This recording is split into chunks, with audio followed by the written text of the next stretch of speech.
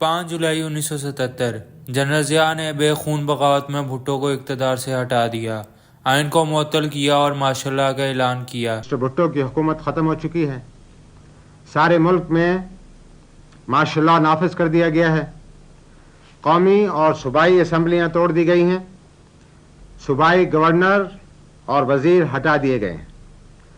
انہوں نے اعلان کیا کہ 90 روز میں انتخابات ہوں گے۔ صرف واحد مقصد آزادانہ منصفانہ انتخابات کروانا ہے، جو اس سال انشاءاللہ اکتوبر میں منعقد ہوں گے۔ لیکن اس کے ساتھ ہی سینسرشپ کا نظام شروع ہوا، سیاسی کارکنوں اور صحافیوں کو گرفتار کر کے سر عام کوڑے مارے گئے۔ 13 مئی 1978 کو 11 صحافیوں کو فوجی عدالتوں سے سزائیں سنوائی گئی، جن میں سے 4 صحافی مسعود اللہ خان، ناصر زیدی، خاور نعیم اور اقبال جعفری کو آزادی صحافت کے لیے احتجاج کرنے پر کوڑے مارے گئے۔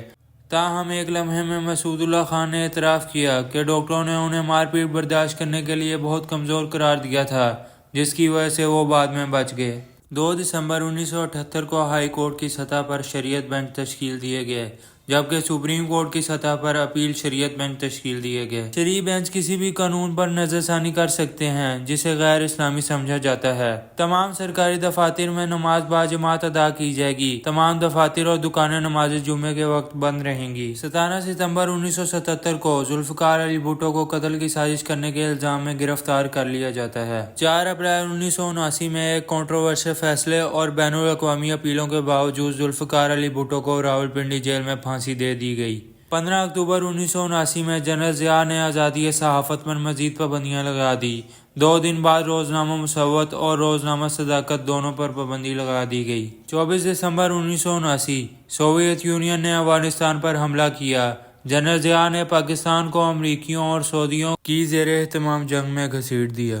26 مئی 1980 وفاقی شرعی عدالت کے قیام کا اعلان۔ 19 دسمبر 1984 ضیاء نے اسلامائزیشن پر ریفرینڈم کرایا تاکہ انہیں مزید 5 سال اقتدار میں رہنے کا موقع مل جائے۔ ان کی حکومت کا دعویٰ ہے کہ ڈالے گئے ووٹوں میں 95% سے زیادہ ضیاء کی حمایت میں تھے۔ 25 فروری 1985 قومی انتخابات غیر جماعتی بنیادوں پر ہوتے ہیں۔ 2 مارچ 1985 آئین کے آرٹیکل 62 اور 63 میں ترمیم کر کے ارکان پارلیمنٹ کی اہلیت کو اسلامی اخلاقیات سے مشروط کیا گیا۔ 9 نومبر 1985 آئین میں 8 ترمیم نافذ ہوتی ہیں۔ ضیاء کو آرٹیکل 58(2)(b) کے تحت پارلیمنٹ کو تحلیل کرنے کا اختیار مل جاتا ہے۔ 1 اکتوبر 1977 کو انتخابات غیر معینہ مدت کے لیے ملتوی کر دیے جاتے ہیں۔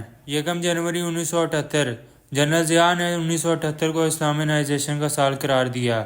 نصاب کا جائزہ لینے اور ان میں اسلامی تعصب کو شامل کرنے کے لیے تعلیمی کمیٹی تشکیل دی گئی۔ 10 فروری 1979 حد کے نفاذ کے لیے اسلامی تعزیری قوانین نظام اسلام کی پیروی میں نافذ کیے گئے۔ ان میں امتناع کا حکم اور زنا آرڈیننس کے ساتھ ساتھ چوری اور کوڑوں کی سزا کے لیے الگ الگ قوانین شامل ہیں۔ 18 مارچ 1982 پاکستان میں پینل کوڈ میں متعارف کرائی گئی تبدیلیاں۔ سیکشن 295(b) میں اب قرآن پاک کی بے حرمتی، اسے نقصان پہنچانے یا بے حرمتی کرنے پر عمر قید کی سزا مقرر کی گئی۔ 9 فروری 1984 حکومت نے تمام طلبہ یونینز پر پابندی عائد کر دی۔ 27 اپریل 1984 احمدیوں کے اسلامی نام کے استعمال پر پابندی عائد کر دی گئی۔ 23 مارچ 1985 مارشل لا اٹھا لیا گیا اور محمد خان جنوجہ نے وزیر اعظم کا حلف اٹھایا۔ 5 اکتوبر 1986 کو حضور صلی اللہ علیہ وآلہ وسلم کے خلاف توہین آمیز کلمات کا استعمال جرم قرار دے دیا جاتا ہے۔ مجرم کو سزائے موت یا عمر قید کی سزا سنائی جائے گی۔ 29 مئی 1988 کو ضیاء نے پارلیمنٹ تحلیل کر دی